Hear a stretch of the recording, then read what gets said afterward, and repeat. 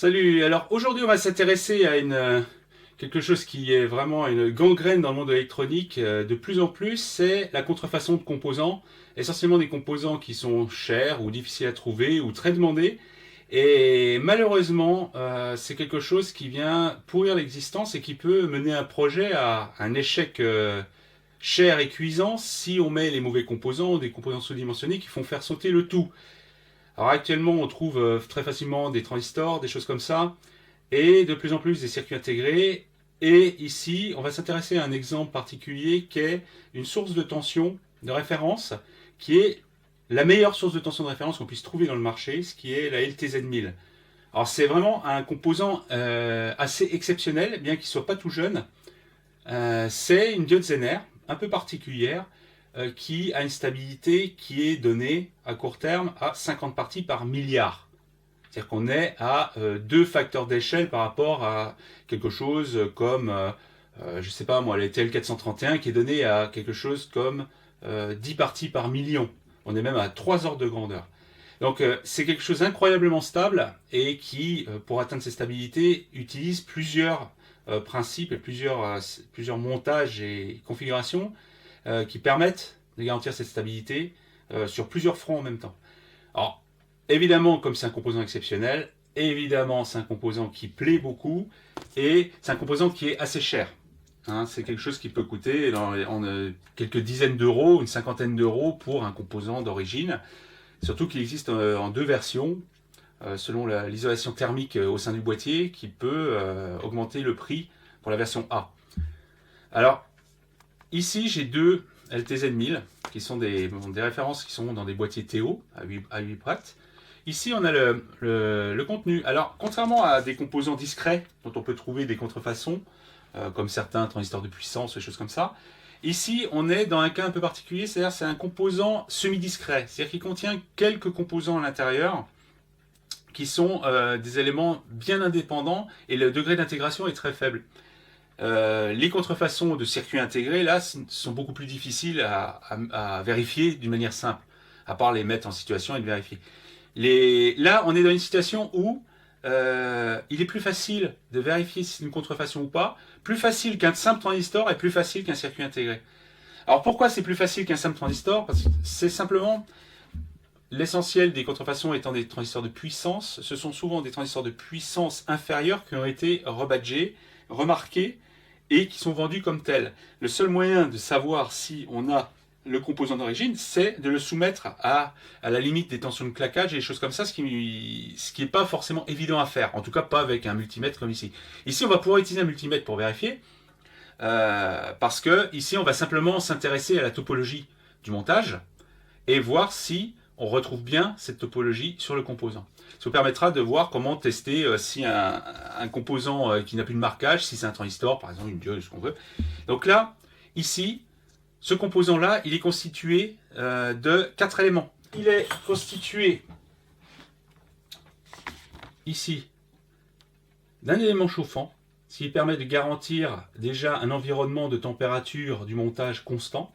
Environnement chauffant qui est associé à un transistor, ici, qui est un transistor qui va servir à mesurer la température et donc faire une régulation de température de l'élément chauffant par une circuiterie extérieure, ce qui permet déjà d'asservir la température du système.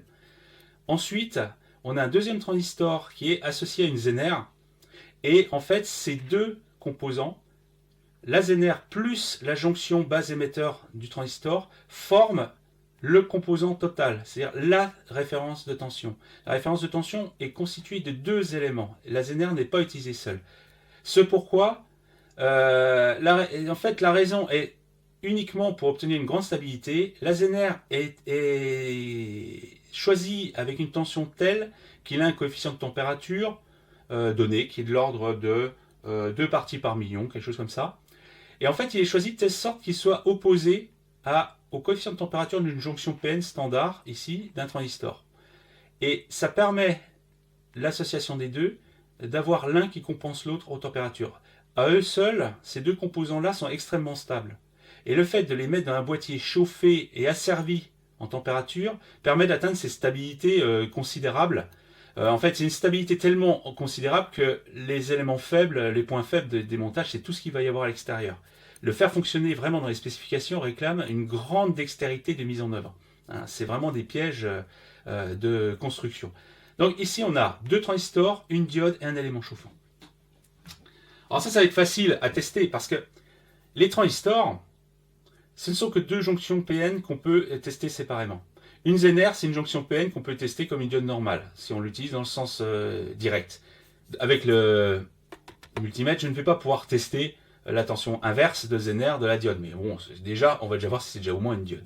L'élément chauffant, lui, il est donné par le constructeur, ici, comme étant... il est donné ici, heater resistance, ici, de quelques centaines d'ohms. De 200 à 420 ohms. Disons quelques centaines d'ohms, c'est ce qu'on doit trouver ici, entre ces pattes-là. C'est un truc complètement indépendant, donc on peut l'essayer.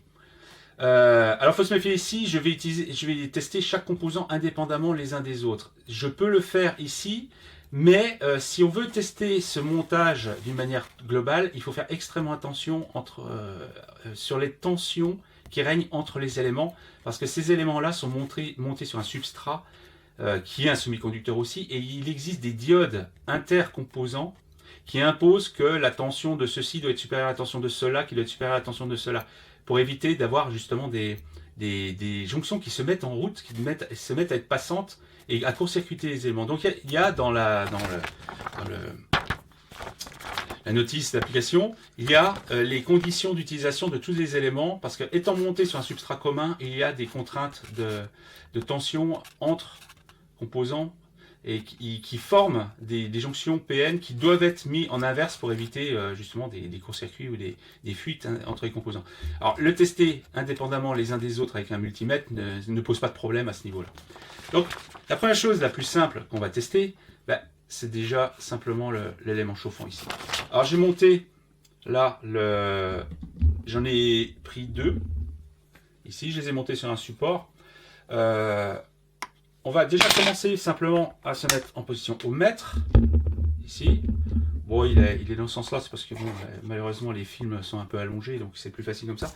Donc ici, ce que je vais faire, c'est que je vais déjà mettre l'ohmmètre entre la broche 1 et 2 de la source de tension, soi-disant. Alors ici, on est en vue du dessous, le détrompeur étant la broche 8. Hein, et donc, on se retrouve 1 et 2, qui sont les broches à tester.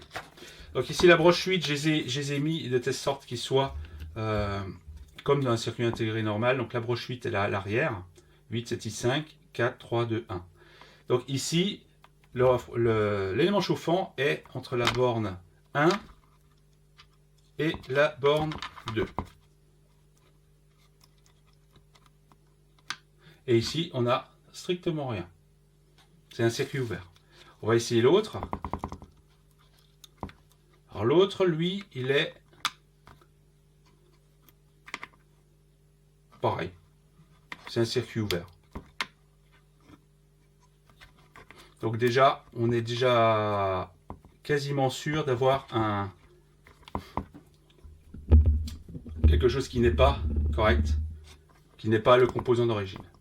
On peut bien vérifier. Je peux même mettre sur les pattes là, hein, c'est pas un problème. Hein.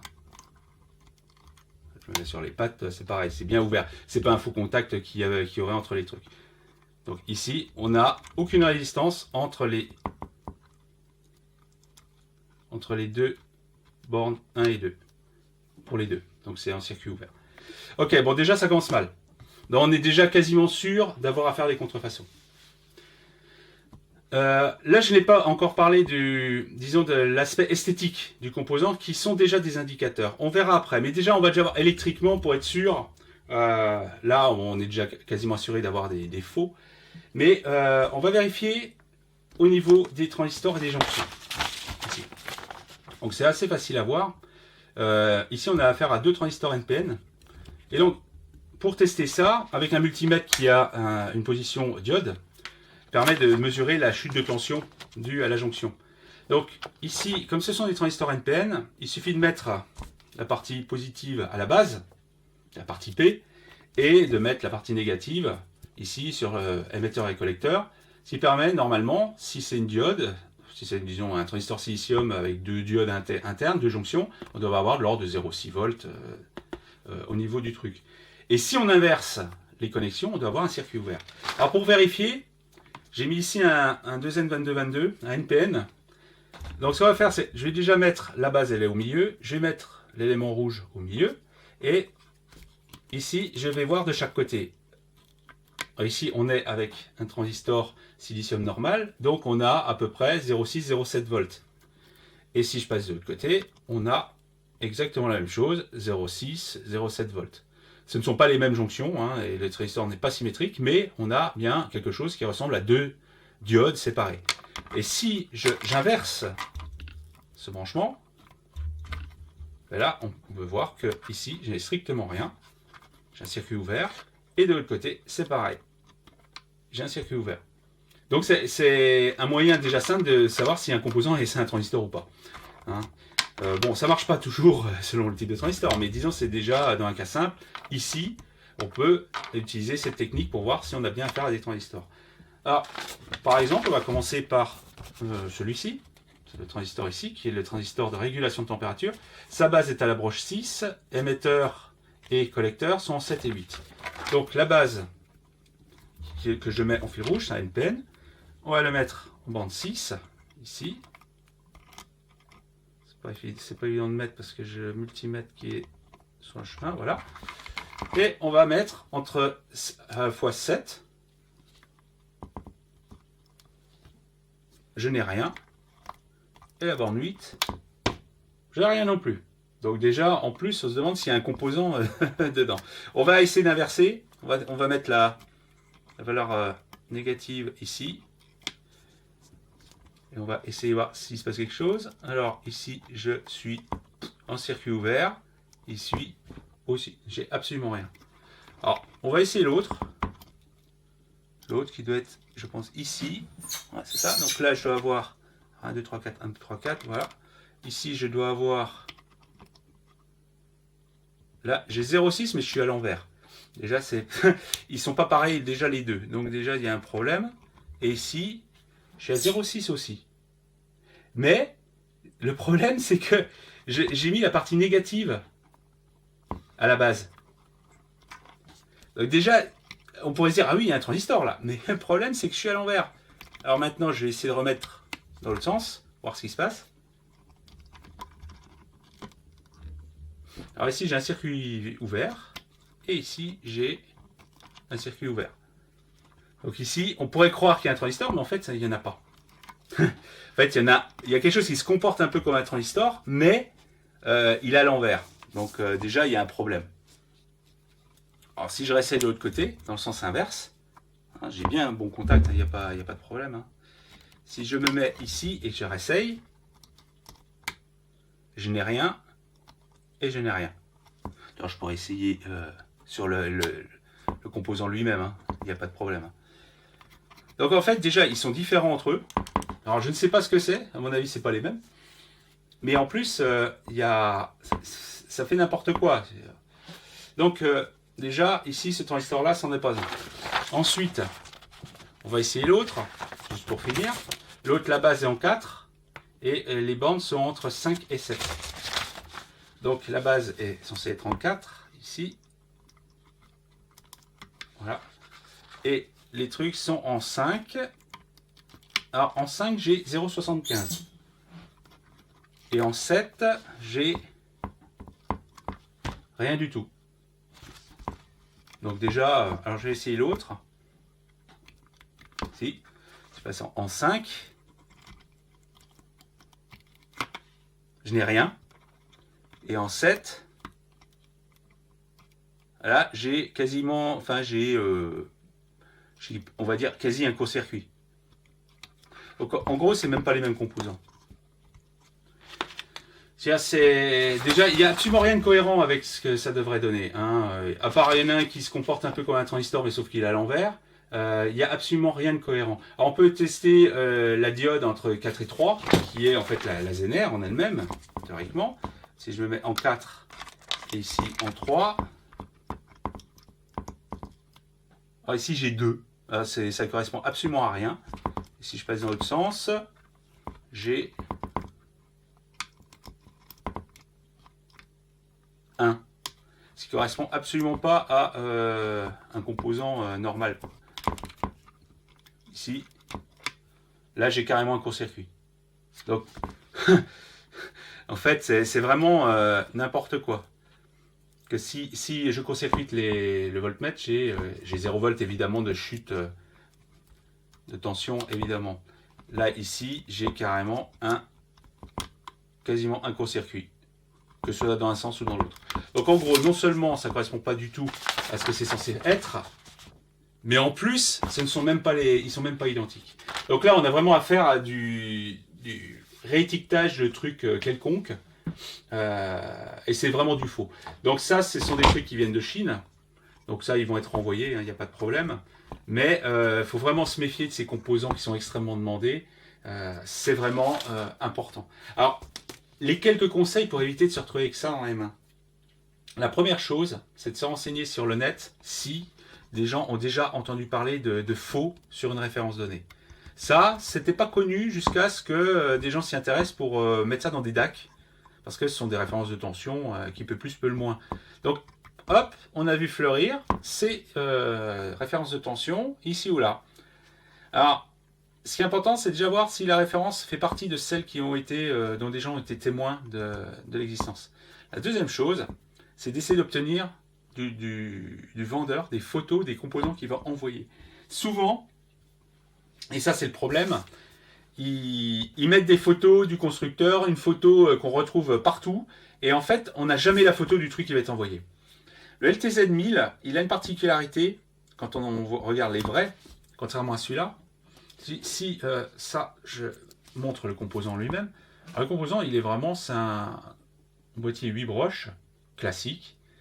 Mais le LTZ1000, il a une différence fondamentale, c'est que les broches sont dorées, et le bas du boîtier est doré aussi. Ici, il n'est pas doré. Alors, il faut se méfier parce qu'il existe des versions bonnes, de versions non dorées, mais ce sont des versions qui ont déjà été utilisées et qui ont été, dont les pattes ont été rallongées et donc qui ont été remises à niveau. Alors ça, ce sont des vrais, mais non seulement remettre des pattes, ça nécessite, ils ne font pas de la soudure standard, c'est carrément de la soudure à l'arc, sur des pattes. Donc on réutilise des hautes températures, des choses comme ça. On ne sait pas du tout si la puce aura supporté ce traitement. Mais en général, de toute façon, s'il n'y a pas les broches dorées ou s'il n'y a pas le boîtier doré, c'est quasi certain que c'est soit un faux, soit un truc qui a subi tous les outrages possibles pour être remis d'équerre. Mais en tout cas, ce n'est certainement pas un composant neuf, contrairement à ce qui est indiqué lors de la vente. La deuxième chose, c'est l'écriture. Alors ici, l'écriture, elle ressemble beaucoup au vrai. Alors, le problème, c'est que les règles ne sont pas souvent strictes et, disons, on va dire, qui sont 100% fiables. Parce que les constructeurs eux-mêmes changent les écritures et disons, le style de leur marquage. Mais ce qui arrive souvent, c'est que dans les trucs chinois qui sont rebadgés, c'est les mêmes, avec les mêmes codes de date, et les mêmes. On a l'impression que tous ces trucs-là ont été fabriqués le même jour. Alors déjà, ça c'est un problème. Et ici, en fait, il y a une erreur sur cette version-là, c'est que les vrais régulateurs, enfin pas régulateurs, les vraies sources de tension fabriquées par Linear Technology, la broche 8, celle qui est indiquée ici, est orientée sur le logo. C'est-à-dire que ici, je devrais avoir la broche 8 vers le haut et non pas sur... Alors, il faut que j'attende que ça se mette... Voilà. Ici, la broche 8 devrait être en haut et non pas à gauche. Tous les LTZ1000 de chez Linear ont la broche 8 dans le sens de l'écriture, dans le sens haut-bas. Et là, malheureusement, ce n'est pas le cas.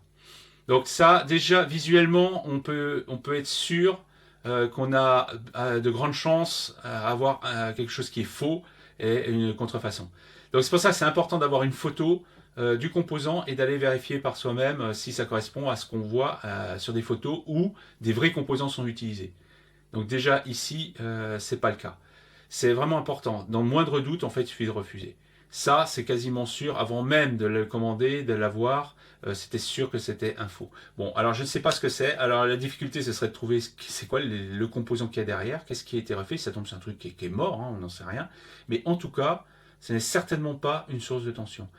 Je vais les renvoyer. Alors si j'avais pas pu les renvoyer, malheureusement, ben, ce qu'on aurait fait, ben, je les aurais ouverts. Puis on aurait regardé au moins à binoculaire, voire au microscope, voir ce qu'il y a dedans. Mais bon, comme je vais les renvoyer, je ne vais pas les ouvrir. Mais je serais curieux de savoir ce qu'il y a dedans. Les LTZ1000, ce sont des sources de tension, des références de tension dont la fabrication est assez extraordinaire. Il existe sur le net des photos du chip qu'il y a dedans, avec l'élément chauffant autour de la puce. C'est vraiment magnifique. C'est vraiment une fabrication tout à fait incroyable et c'est vraiment un composant d'exception. Alors on peut l'acheter chez Linear Technology à la pièce. Cette version ACH qui est la plus intéressante, ou ouais, ACH, c'est celle qui ne demande pas une isolation ou un traitement spécifique thermique autour pour le maintenir en température. La puce est isolée thermiquement du boîtier et en fait elle chauffe très vite et très bien. Contrairement à la version non A, qui elle, on est obligé de maintenir le boîtier dans une zone isolée, complètement fermée dans du polystyrène, des choses comme ça, pour éviter justement que la chaleur s'en aille de trop. Mais sinon, à part ça, la construction est vraiment incroyable. C'est un composant d'exception et qui est pourtant assez vieux. Hein. Je ne sais pas de quand il date, mais en tout cas, il a au moins, disons, on va dire une quinzaine d'années, mais voire peut-être plus. C'est quelque chose que je retrouve dans mes vieux bouquins. Ouais, dans les années 90, ça existait déjà, quoi. Donc c'est vraiment quelque chose qui n'a pas été battu jusque-là. Et c'est tellement précis que finalement, la difficulté, c'est pas trop de l'acheter, la difficulté, c'est de le brancher. Et comme ces composants, malheureusement, sont extrêmement stables, mais ne fournissent pas une tension précise, on est obligé de mettre un pont diviseur quelque part pour ajuster une tension vraiment précise qu'on voudrait avoir. Mais le problème, c'est que les coefficients de température des diviseurs de tension résistifs sont largement supérieurs à la puce elle-même. Donc en fait, c'est même pas ça qui va limiter, c'est tout ce qu'il va y avoir autour. Ah voilà, c'est un exemple de contrefaçon de composants de ce genre. Alors c'est vraiment une plaie, alors méfiez-vous avant de perdre de l'argent.